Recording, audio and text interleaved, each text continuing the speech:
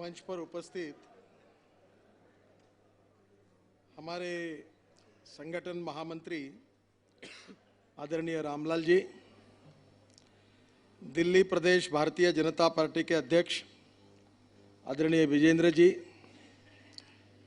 मेरे साथ काम करने वाले राष्ट्रीय पदाधिकारी सहयोगी गण भाई और बहनों और उपस्थित सभी हमारे कार्यकर्ता भाई और बहनों, हमने आज 31 साल पूरे किए हैं। 1980 में भारतीय जनता पार्टी की स्थापना हुई और आज हमने 31 साल पूरे किए हैं, पर हमारे राजनीतिक आंदोलन को 60 साल लगभग पूरे हो रहे हैं। 1951 में जनसंघ की स्थापना हुई और उसके बाद 1980 में भारतीय जनता पार्टी की स्थापना हुई। भारतीय जनता पार्टी के 31 साल और जनसंघ की स्थापना से अगर विचार किया तो पूरे होने वाले 60 साल, ये हमारे देश के राष्ट्रवादी आंदोलन का एक जीता जागता इतिहास है। ये 60 साल में बहुत अच्छे और बुरे दिनों का सामना हमारे पार्टी ने और हमारे नेताओं ने किया है। कभी प्रकाश था, कभी अंधकार था, कभी विजय था, कभी पराजय था। अनेक प्रकार के प्रश्न और समस्याएं आह्वान के रूप में खड़ी थी। कभी पार्टी के शीर्षस्थ नेताओं को जेल के अंदर बंद किया गया था और ये कहा गया कि अब ये पार्टी समाप्त हो गई।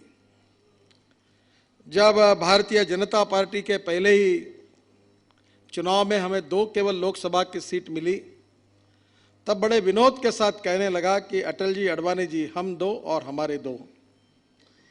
ये भी व्यंग हमारे ऊपर किया गया। अखबारों ने, पत्रकारों ने, चिंतकों ने ऐसा लिखना शुरू किया था कि हिंदुस्तान के राजनीति में अब इस पार्टी को कोई रिलेवेंस नहीं है, ये पार्टी समाप्त हुई है। इन सब परिस्थितियों के बावजूद आज हम एक मजबूत राजनीतिक पार्टी के रूप में उभर कर आए हैं। इस देश में चाहे लोग हमें पसंद करें या ना करें, either they like it may not like it, पर भारतीय जनता पार्टी का विचार किए बिना भारत की राजनीति आगे जा नहीं सकती। ये शक्ति, ये ताकत भारतीय जनता पार्टी ने हासिल की है। 8 राज्यों में हमारी सरकार है और मेरा विश्वास है कि आने वाले 5 राज्यों के चुनाव में से और एक राज्य इसमें निश्चित रूप से ऐड होने वाला है। भारतीय जनता पार्टी को पहले कहा जा रहा था कि ये उत्तर की पार्टी है, तो आज दक्षिण में भी हमारा राज्य है। हम लगातार निरंतर प्रगति कर रहे हैं। ये हमारा जो राजनीतिक प्रवास रहा है, ये जो प्रगति का आलेख है, ये आलेख ये निश्चित रूप से हमारे लिए बहुत प्रेरणादायी है। डॉक्टर श्यामा प्रसाद मुखर्जी जी ने केंद्रीय मंत्रिमंडल से अपना इस्तीफा देकर जब जनसंघ की स्थापना की, शायद ये राजनीति में एक विरला उदाहरण होगा कि जो मंत्री पद था वो त्याग कर जिस पार्टी के संभावना के बारे में मन में संशय अनेक लोगों के मन में, उस सत्ता को छोड़कर उस पार्टी की शुरुआत करने का काम श्यामा प्रसाद मुखर्जी ने किया। उन्होंने ये नहीं सोचा कि मुझे मेरा मंत्री पद कायम रहे या नहीं रहेगा, सत्ता मिलेगी या नहीं मिलेगी। उन्होंने जब इस जनसंघ की स्थापना की, उसके पीछे विशुद्ध राष्ट्रवाद, ये उनकी प्रेरणा थी।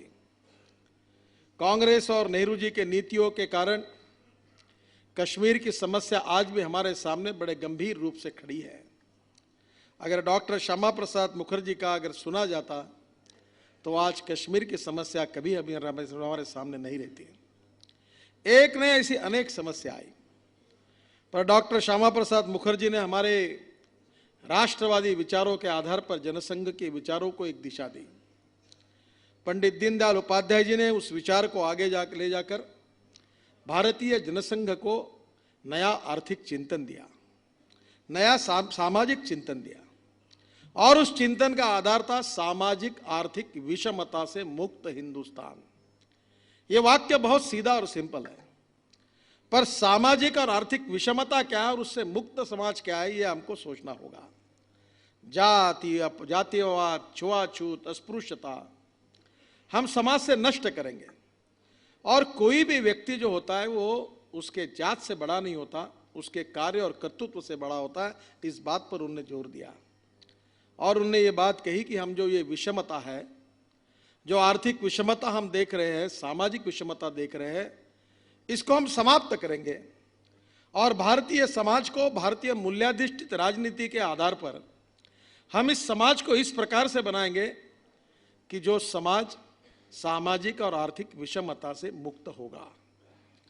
पंडित जी ने इसी विचारों के आधार पर अंत्योदय का विचार हम सबको दिया कि समाज में जो शोषित है, पीड़ित है, दलित है, असहाय है, जो सामाजिक, आर्थिक, शैक्षणिक दृष्टि से पिछड़े हुए हैं, आज भी समाज से जो सम्मान से जी नहीं सकते हैं, उन गरीबों को, शोषित पीड़ित लोगों को हम भगवान माने। जिनके पास रहने खाने के लिए रोटी नहीं है, रहने के लिए मकान नहीं है, शरीर पर कपड़ा नहीं है, उनको हम भगवान माने और उनकी हम निरंतर सेवा करते रहे। जिस दिन उनकी सेवा पूरी होगी उस दिन हमारा सही में उनको रोटी, कपड़ा और मकान मिलेगा, उस दिन हमारी सेवा पूरी होगी, ऐसा हम समझेंगे और तब तक हम निरंतर कार्य करते रहेंगे। यह बात पंडित जी ने अपने जीवन में दी। एक बात और अच्छी तरह से हमने याद रखना चाहिए कि पंडित जी के इस विचार को स्वर्गीय श्रद्धेय नानाजी देशमुख जी ने अपने जीवन में उतार कर दिखाया। मैं तो आप सब कार्यकर्ताओं को प्रार्थना करूंगा कि आप एक बार चित्रकूट में जाइए और नानाजी ने जो पंडित दीनदयाल उपाध्याय जी का विचार था उससे प्रेरणा लेकर दीनदयाल शोध संस्थान की स्थापना की और विचार केवल भाषणों तक नहीं रहा, तो नानाजी ने अपने प्रयासों से, अपने कार्यों से हजारों गांवों के गरीब लोगों के जीवन को बदल दिया।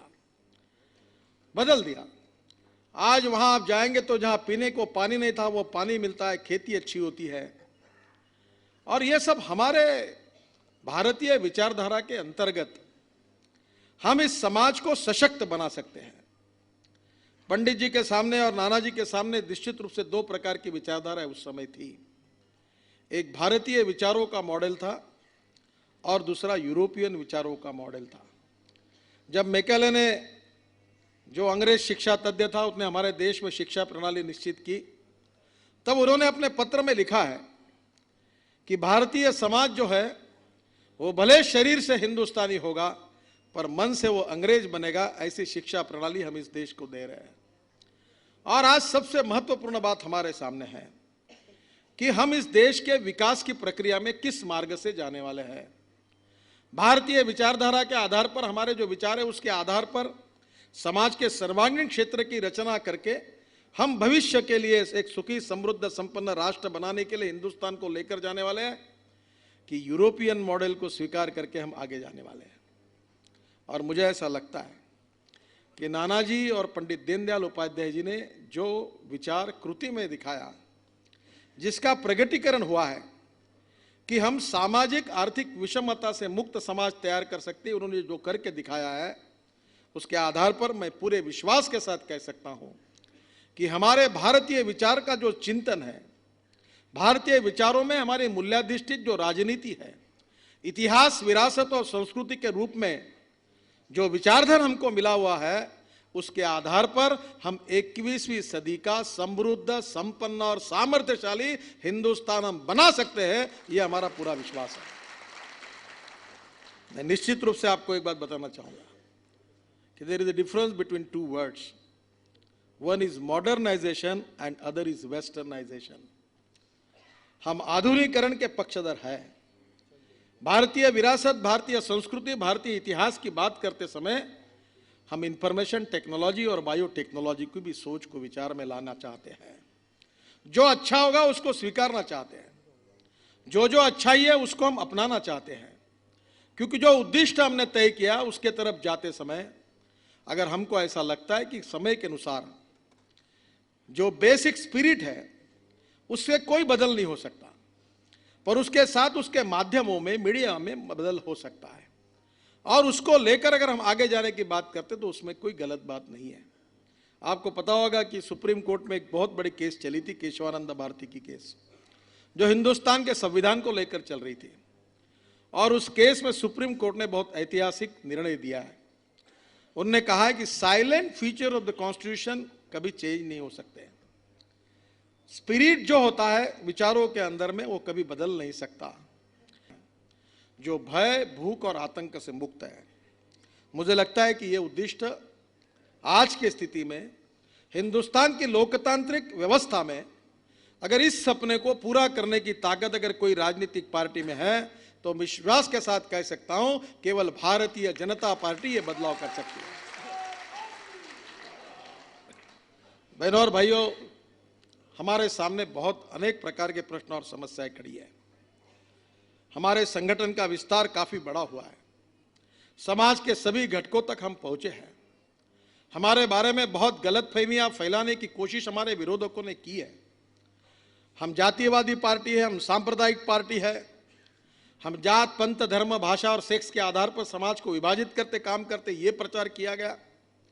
अलग अलग प्रकार की गलतफहमियां फैलाई गई। पर एक बात निश्चित है कि जो लोग हमारे सानिध्य में आए, जिनके साथ हमारा सत्संग हुआ, जिनको हमारे साथ काम करने का मौका मिला, वो सब लोगों के मन की गलतफहमियां दूर हुई है। और कभी कभी मुझे ऐसा लगता है कि ये इमेज वर्सेस रियलिटी वाली कहानी है। जो प्रतिमा हमारी बनाई गई है, और अभी भी कुछ अखबार वाले जब कभी मुझे मिलते, इंटरव्यू में मिलते, तो ऐसे ही सवाल पूछते, मुझे हंसी आती है। मुझे पूछते हैं आपको किसने अपॉइंट किया, आप किसकी सलाह पर चलते हैं। जो मुझे 20 साल से नज़दीक से देखते हैं उनको मालूम है कि मैं किसी की बात मानकर चलता नहीं, ना मैंने कभी किसी की बात सुनकर मैं चला हूं।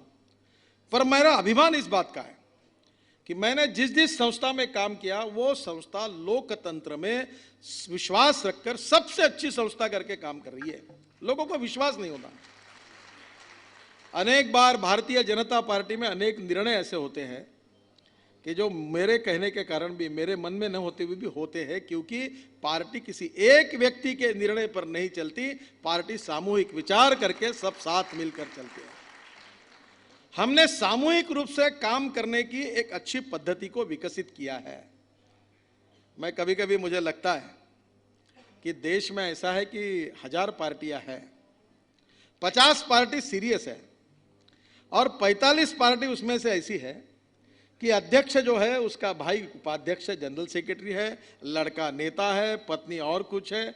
तो पति, पत्नी, परिवार, माँ, बेटे, पिता, पुत्र, लड़कियां, इनमें सब पार्टियां चल रही है, प्राइवेट लिमिटेड।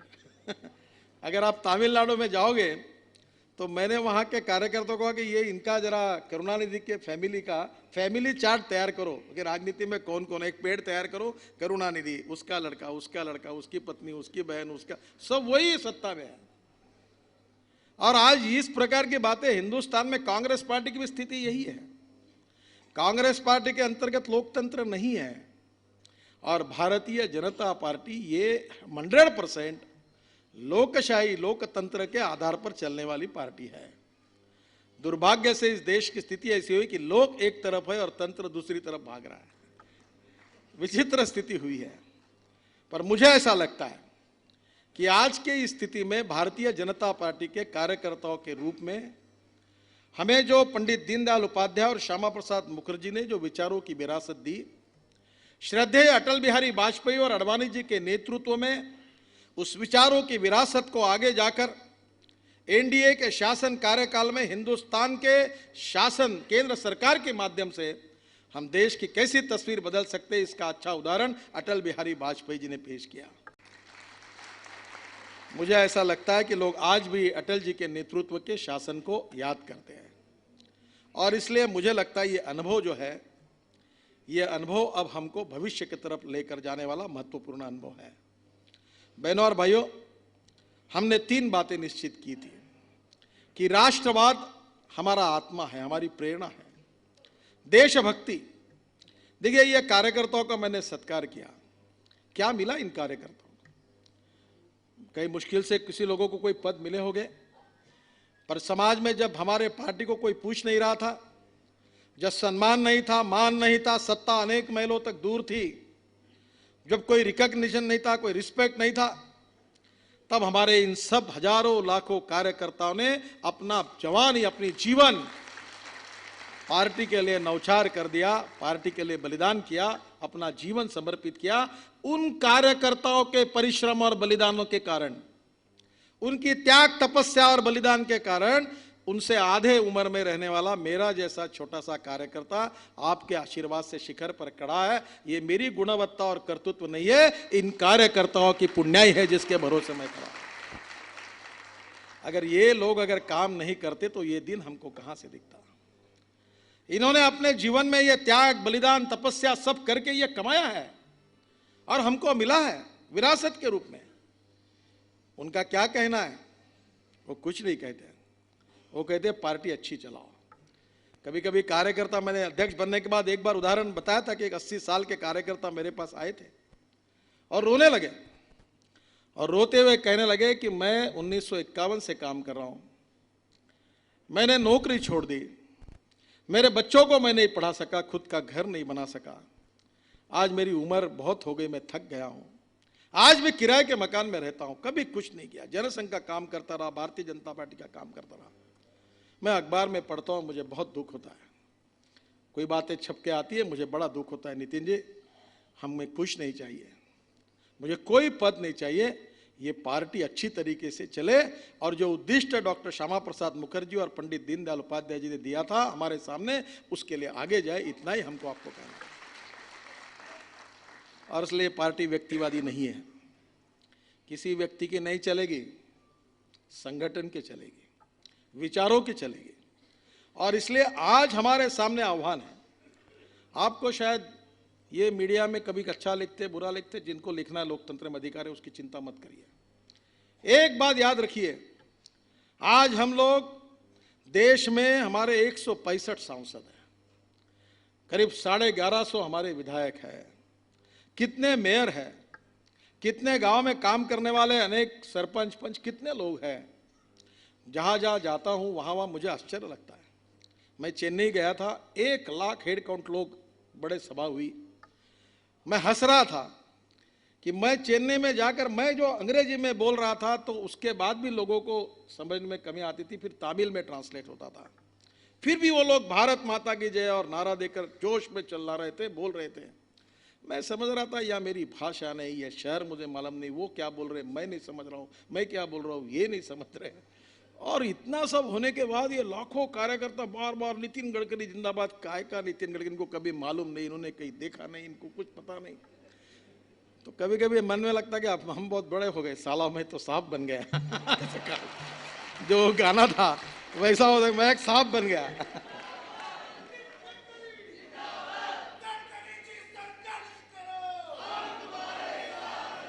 तो आदमी में बहुत जल्दी अहंकार जागृत होता है। डेल कार्नेगी का किताब था how to win friends and influence on the people. उसने पहली बात कही है कि किसी के घर पे जाओ तो उसकी तारीफ करो। अगर विजय जॉली मुझे मिलेंगे तो मैं कहूँगा you are a very dynamic fellow, very sweet, very chocolate hero. भले उनके बाल चले भी होंगे तो भी you look like a hero.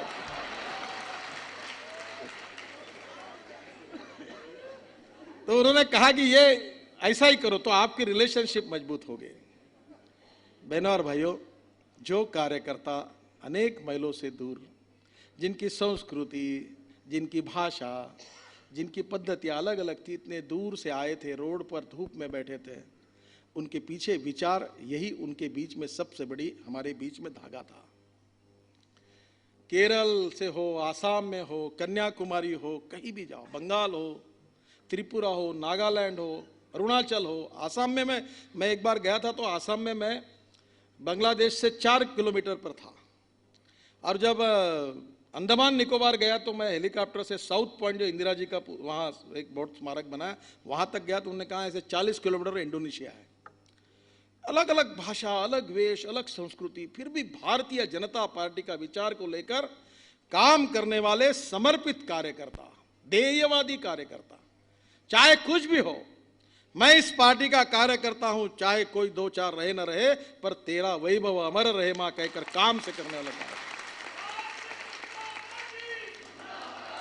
मैं आपको सही बताता हूं, हम नेता लोग पार्टी की बड़ी ताकत नहीं है। अगर सबसे बड़ी ताकत है तो मेरे सामने बैठे हुए ये कार्यकर्ता, ये भारतीय जनता पार्टी की सबसे बड़ी ताकत है। मैं अक्सर एक बात कहता हूं कि मुख्यमंत्री एक्स मुख्यमंत्री बन सकता है, एमपी एक्स एमपी बन सकता है, एमएलए एक्स एमएलए बन सकता है, पर कार्यकर्ता कभी एक्स कार्यकर्ता नहीं बन सकता। जब लोग मुझे पूछते हैं मुझे काम नहीं है, तो मैं कहता काम ढूंढ लो, उसमें क्या है, आप सोचो और काम शुरू करो, चिंता क्यों करते हो। इतने शक्तिशाली ताकतवान कार्यकर्ता, ये भारतीय जनता पार्टी की सबसे बड़ी ताकत है। 3 बातें महत्वपूर्ण हैं।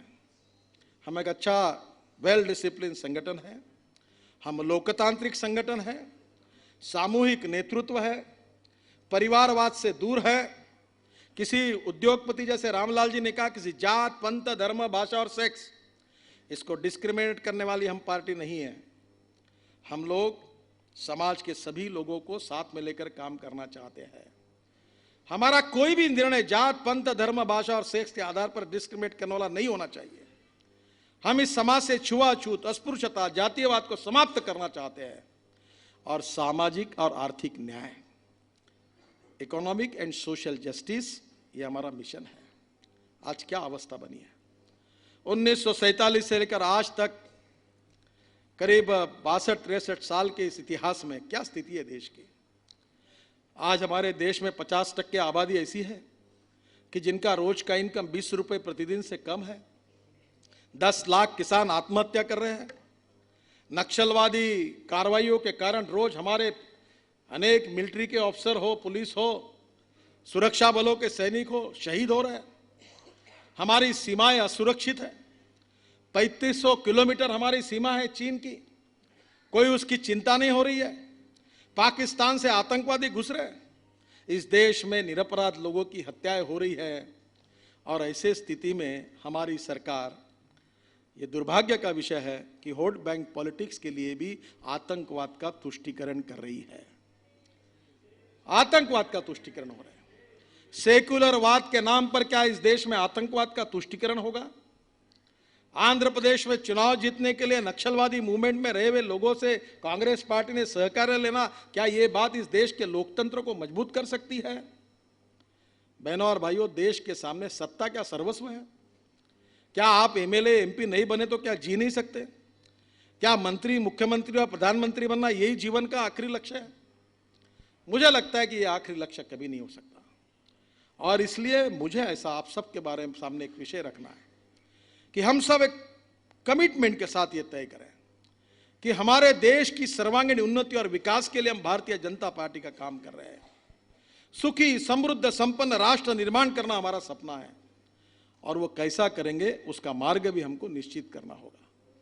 मैं विश्वास के साथ बताना चाहता हूं, मैं किसानों में काम करता हूं, मैं आपको विश्वास के साथ बताना चाहता हूं कि इस देश के किसानों की आत्महत्या हम रोक सकते हैं। हम जो अमीर और गरीब के बीच में जो खाई बढ़ी है उसको कम कर सकते हैं। हम गरीबों का कल्याण कर सकते हैं, वो संवेदनशीलता हमारे पास है और हमने इसके लिए किस प्रकार से काम करेंगे इसकी योजना बनाई है। और आज मुझे आपके सामने कहते हुए इस बात का अभिमान होता है कि विकास, डेवलपमेंट, इसके 8 बिंदु है। जो हमारे इकोनॉमिस्ट है उन्होंने हर राज्य के विकास की जो प्रमुख मुद्दे हैं 8 बिंदु उसके हैं। मैं आपको बताता हूं कि भारतीय जनता पार्टी शासित राज्य और जहां एनडीए के राज्य है, ये पूरे देश में कांग्रेस राज्यों की तुलना में इन सब विषयों में आगे है और अच्छा काम कर रहे हैं। ये हमारा एक प्रकार से हमारी ये ताकत है। गुजरात में गरीब मेला हुआ, एक एक जिले में 1-1 लाख 1.5 लाख लोग इकट्ठा हुए और गरीबों को कुछ न कुछ मेले में उस जिले के लोगों को अनेक योजनाओं का फायदा मिला। उसका अनुभव लेकर मध्य प्रदेश ने अंत्योदय मेला शुरू किया। हर कार्यक्रम में 50,000 लाख लोग आए, गरीब से गरीब लोग आए, उनके कल्याण की योजनाएं, उनके कार्यक्रम वहां हुए।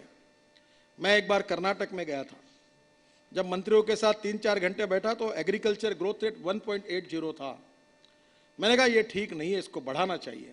कुछ कार्यक्रम दिए, 1 साल के अंदर एग्रीकल्चर ग्रोथ रेट 6% हुआ। इरिगेशन के जो प्रोजेक्ट थे वो पूरे किए गए। 1 लाख हेक्टेयर जमीन वेस्टलैंड बायोडीजल बनाने के लिए उसके लिए करंज जैसे क्रॉप्स लगाने के लिए 10,000 रुपये अनुदान पर एकड़ से सरकार ने योजना जाहिर की। 18 लाख किसानों को मुफ्त में बिजली दी और केवल 1% ब्याज से क्रॉप लोन देना शुरू किया। मध्य प्रदेश की सरकार ने किया। हम लोग जहां हमारी सत्ता है, सत्ता के माध्यम से, गुड गवर्नेंस की, सुशासन के माध्यम से हम वहां के राज्य का विकास करेंगे, सर्वांगीण विकास करेंगे। और जहां हम अपोजिशन पार्टी में हैं, हम अपोजिशन पार्टी में लोकतंत्र में प्रिंसिपल अपोजिशन पार्टी के रूप में हमारे ऊपर जो दायित्व है उसके आधार पर जनता के सवालों को लेकर संघर्ष करेंगे। आज 3 बातों को लेकर देश में विशेष रूप से समस्याएं खड़ी है: भ्रष्टाचार, काला धन और महंगाई। महंगाई का संबंध रॉन्ग इकोनॉमिक पॉलिसीज के साथ जुड़ा हुआ है। मेरा विश्वास है कि अगर सही आर्थिक नीति अगर अपनाई जाती है तो महंगाई कम हो सकती है। 18% इन्फ्लेशन का रेट हुआ है, सब रिकॉर्ड टूट गए। 58,000 करोड़ का अनाज इस देश में सड़ जाता है। क्या इसको रोका नहीं जाता? रोक सकते हैं, पर रोकने की इच्छा शक्ति तो चाहिए। और बहनों और भाइयों, हम ऐसी आर्थिक नीति हमने बनाई है, विजन डॉक्यूमेंट तैयार किया है। मैं आसाम में गया तो आसाम के लोगों ने अभी परसों विजन डॉक्यूमेंट आसाम का तैयार हुआ। हमने निश्चित रूप से अनेक राज्यों को कहा है कि आप आगे आने वाले 15 साल 20 साल के लिए एक नीति बनाइए कि हमको क्या करना है। और हमारे यहाँ भी करीब बहुत लोग रात दिन काम कर रहे हैं। करीब 57 नए इनिशिएटिव पार्टी ने लिए हैं और समाज के बहुत अच्छे लोगों से मदद लेकर हिंदुस्तान की विजन 2025 हमने लगभग अंतिम इसमें आया है। हम मेहनत कर रहे हैं, अलग अलग लोगों से सलाह ले रहे हैं और इसके बाद मेरा विश्वास है कि इस मार्ग से जाकर हम हिंदुस्तान के भविष्य को, तकदीर को बदल सकते हैं। सभी बातों के बारे में विस्तृत चर्चा करना आज उतना समय नहीं है।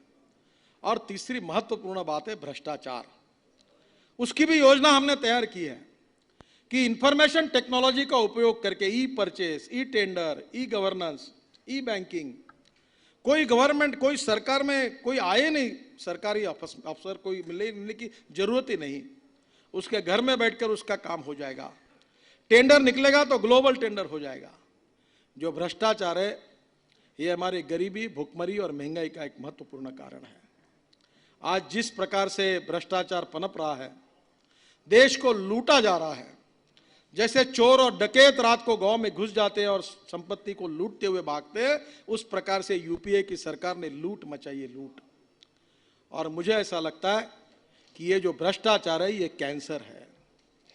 और इसलिए एक बात कांग्रेस के और यूपीए के भ्रष्टाचार पर टीका टिप्पणी करते हुए हमको ध्यान में रखना होगा कि हमारा आचरण, हमारा व्यवहार, ये भी हमने उतना ही शुद्ध रखना चाहिए। मैं आपसे प्रार्थना करूंगा कि पैसा कमाना गुनाह नहीं है। आप सनदशील मार्ग से, आपके विजन के साथ आप व्यवसाय करिए, लोगों को रोजगार दीजिए, पैसे कमाइए, कोई गलत बात नहीं है। पर राजनीति ये पैसा कमाने का धंधा नहीं हो सकता। हम एमएलए एमपी इसलिए बने कि हमारा कमाई का धंधा, और ऐसा करने वाले व्यक्ति को इस पार्टी में जगह नहीं है। आप याद रखिए कि हमको भ्रष्टाचार मुक्त हिंदुस्तान बनाने का है। इसके साथ कोई कॉम्प्रोमाइज नहीं हो सकता। मैं मानता हूं कि समाज में आए हुए लोग, कार्यकर्ता, गुणदोषों के साथ हम स्वीकारते हैं। समाज में जो भी व्यक्ति हमारे साथ आता है उसको स्वीकारना है। पर हमारी पार्टी में हम ऐसे सिस्टम विकसित करें कि आए हुए व्यक्ति को हमारे विचारों से, हमारे संस्कारों से ऐसा कार्यकर्ता और ऐसा नेता तैयार करे कि जो भ्रष्टाचार मुक्त रहेगा, कभी भ्रष्टाचार नहीं करेगा। जल्दी हम लोग हमारे मुख्यमंत्रियों को बुलाकर, जैसे बिहार और मध्य प्रदेश में हमारी सरकार ने एक बिल पास किया है। वो बिल यह पास किया है कि अगर सरपंच से लेकर मुख्यमंत्री तक कोई भी भ्रष्टाचार करता है तो भ्रष्टाचार विरोधी न्यायालय में उसके ऊपर केस चलेगी और भ्रष्टाचार अगर सिद्ध होगा तो उसकी प्रॉपर्टी जब्त होगी। अगर क्लर्क से लेकर चीफ सेक्रेटरी तक कोई भी भ्रष्टाचार करता है तो केस चलेगी, उसकी प्रॉपर्टी जब्त होगी। देखो, हमने बहुत अच्छे काम किए। हमारी पार्टी है कि जिसने पहली बार राज्यसभा के चुनाव की पद्धति को बदला। एक एक वोट के लिए 50 लाख करोड़ रुपए देने पड़ते थे। हमने निर्णय किया कि हाथ ऊपर करके वोट करना होगा, भ्रष्टाचार नहीं चलेगा। यह परिवर्तन भारतीय जनता पार्टी ने किया। मंत्रियों की संख्या 10% के ऊपर नहीं रहेगी। यह निर्णय भारतीय जनता पार्टी ने किया। दल बदल कानून के बारे में हमने निर्णय किया, हमने देश के सामने रखा कि यह नहीं चलेगा। हमने बहुत से सुधार किए और सुधार हमको करने हैं। हम हमारी सिस्टम को, सत्ता तंत्र को हम इस प्रकार से तैयार करें, इस प्रकार से परिवर्तित करें कि जिसमें भ्रष्टाचार मुक्त शासन प्रणाली काम करे।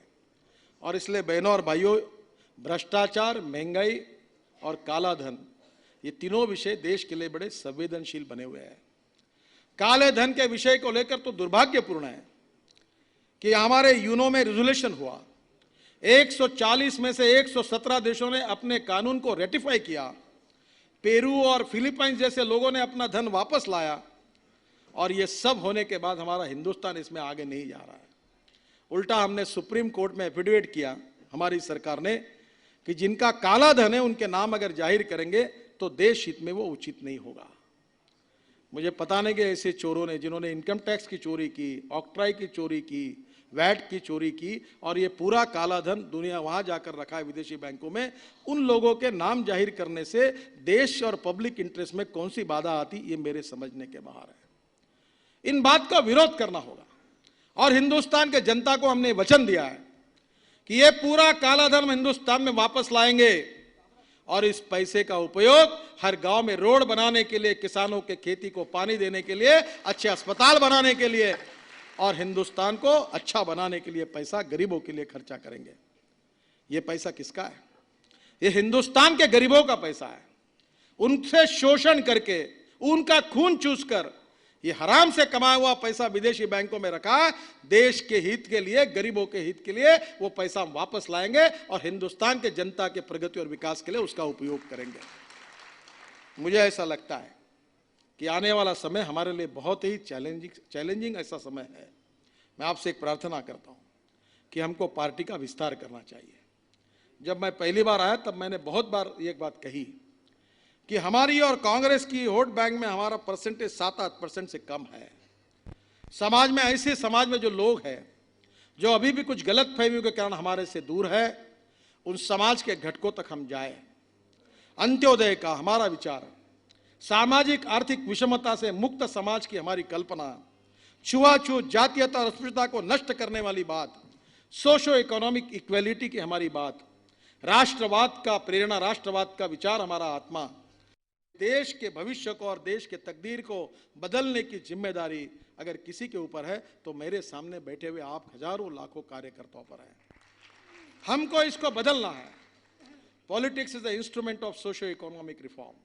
हम इसको बदलेंगे, बदल कर दिखाएंगे, देश को मजबूत बनाएंगे, आतंकवाद का मुकाबला करेंगे, आतंकवाद, नक्सलवाद को समाप्त करेंगे, हमारे सीमाओं को सुरक्षित करेंगे और एक शक्ति के रूप में हम हिंदुस्तान को खड़े करेंगे। आर्थिक नीति ऐसी अपनाएंगे, ना कोई भूखा रहेगा, ना किसी को रोटी नहीं, ऐसा कहीं नहीं होगा। हम इस चित्र को बदल सकते हैं। हमारे में क्षमता है। मैं एक बात आपको बता दूं, अहंकार और आत्मविश्वास, दो शब्दों में फर्क है। मैं अहंकार की बात नहीं कर रहा हूं, पर डॉक्टर श्यामा प्रसाद मुखर्जी, पंडित दीनदयाल उपाध्याय, अटल बिहारी वाजपेयी, लाल कृष्ण आडवाणी जी और हजारों लाखों नेताओं ने अपने जीवन को समर्पित करके इस प्रकार से किसी संगठन को बड़ा किया है। तो मुझे बताइए, अब कहाँ है? कांग्रेस का इतिहास 126 साल का है, पर 47 के पहले की कांग्रेस और अब की कांग्रेस में बहुत फर्क है। आज की कांग्रेस और 47 की पहले की कांग्रेस में बहुत फर्क है। बहनों और भाइयों, आज के इस स्थिति में भी लोकतांत्रिक मार्ग से सामाजिक आर्थिक परिवर्तन के साथ कटिबद्धता रखने वाली और राष्ट्रवाद और देशभक्ति के लिए मरने मिटने वाले कार्यकर्ताओं की लाखों की फौज जिस पार्टी में है, जो जात, पंथ, धर्म, भाषा और सेक्स से ऊपर उठकर सोशो इकोनॉमिक इक्वालिटी को मिशन के रूप में मानकर गांव, गरीब, मजदूर, किसान का विचार करके विज्ञान, तंत्र विज्ञान का आधार लेकर इस देश के प्रगति और विकास का सपना देख सकती है और वो सपना पूरा कर सकती है, ये ताकत केवल भारतीय जनता पार्टी में है। कुछ लोग कहते हैं कि लोगों को सपने दिखाने वाले नेता अच्छे लगते हैं, पर मैं आपको बताता हूं, केवल सपने दिखाने वाले नहीं, सपने दिखाकर उस सपनों को पूरा करने वाले नेता अच्छे लगते हैं। मैं केवल सपने दिखाने का काम नहीं कर रहा हूं, मेरे मन में दृढ़ आत्मविश्वास है, आप सबके सहयोग से जो विचारों की, हमारी इतिहास की, हमारी विरासत की, हमारी संस्कृति की विरासत हमको मिली है और जिसके आधार पर सोशल रिस्पॉन्सिबिलिटी, सोशल कॉन्शियसनेस, सामाजिक संवेदनशीलता का परिचय हमारे कार्यकर्ता देते हैं, मैं आपको बताता हूँ ये बहुत बड़ी ताकत है। आज जब मैं कार्यालय में था तो काम करने वाले सभी कर्मचारियों के साथ मेरी मीटिंग हुई। मुझे भी पता नहीं कि पंडित दीनदयाल उपाध्याय जी के समय से एक व्यक्ति काशीराम करके कार्यालय में काम कर रहे थे। उनकी उम्र अब 80-82 साल की हुई है, बहुत उम्र हो गई। पूरा पार्टी का इतिहास उनको मालूम था। मुझे उनको देखकर मुझे बड़ी धन्यता हुई कि इतने सालों से वो बेचारा अपना भारतीय जनता पार्टी के कार्यालय में काम कर रहा है। क्या कभी उसको मौका नहीं मिला होगा? एक कार्यकर्ता ने कहा कि मैंने माथुर जी के साथ काम किया, ये मेरा सौभाग्य है। अपने बड़े बड़े नेताओं के साथ उन्होंने काम किया है, तनख्वाह बहुत कम है। मुझे बड़ा दुख हुआ कि उनके तनख्वाह बहुत कम है। और मैंने जब ये कहा ये सब लोग क्यों काम कर रहे हैं, उन सभी कार्यकर्ताओं के मन में भारतीय जनता पार्टी के प्रति दिल में एक भक्ति है, एक प्रेरणा है, एक प्रेम है, अपनापन है। हम इस परिवार के हैं, देश के लिए काम कर रहे हैं, समाज के लिए काम कर रहे हैं। ये जो संस्कार, ये विचार हमारे अंतःकरण में ओतप्रोत है।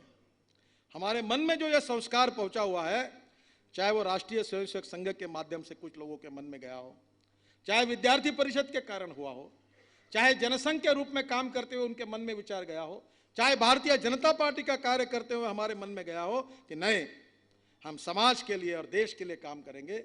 ये इस प्रकार का विचार करने वाले असंख्य लाखों कार्यकर्ता इस देश के राष्ट्र के पुनर्निर्माण के लिए काम कर रहे हैं। आने वाला समय हमारे लिए अनुकूल भी है और आह्वानात्मक भी है। मैं आपसे यही प्रार्थना करूंगा कि इसमें हम सब लोग एक हो जाए। ये गुटबाजी, अहंकार, मैं ये बंद करो। हम सब एक है, हम विचारों के लिए काम कर रहे हैं, देश के लिए काम कर रहे हैं, ऐसा समझकर हम पूरे शक्ति के साथ हमारा संगठन का विस्तार करेंगे, समाज के नए नए लोगों को पार्टी के साथ जोड़ेंगे, विचारधारा के आधार पर कार्यकर्ताओं का प्रशिक्षण करके अच्छे कार्यकर्ता का निर्माण करेंगे और आने वाले समय में सत्ता में, दिल्ली में भी मैं आपसे निश्चित रूप से प्रार्थना करूंगा कि यह शक्ति बढ़ाइए। अब दिल्ली की सरकार की भी विश्वासार्हता खत्म हुई है और ऐसे समय में आप सब लोग मिलकर ऐसी शक्ति एक जुटाइए, इकट्ठा होकर ऐसा काम करिए कि आने वाले समय में दिल्ली विधानसभा के चुनाव में भी हम 2/3 मेजॉरिटी मिला सकते हैं। इतना ताकत के साथ काम करिए। नेता कौन होगा, विधायक कौन होगा, मंत्री कौन बनेगा, इसको मत सोचिए। जो भी होगा वो कार्यकर्ता होगा। हमारी पार्टी जीतनी चाहिए। महानगर पालिका का चुनाव हमारे आपके सामने है। सरकार हमको सहयोग नहीं करती, काम करने की हमारी योजना मंजूर नहीं करती। जो ब्यूरोक्रेसी आती है वो हर एक बार हमारे अच्छे कामों में अनेक प्रकार की अड़चनें पैदा करती है। मुझे समस्याएं मालूम है, और उसके बावजूद हम दिल्ली के विकास के लिए ऐसी योजना जो है उसका क्रियान्वयन करेंगे कि लोग हमको याद रखेंगे।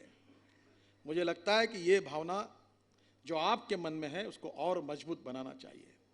31 साल पूरे हुए हैं।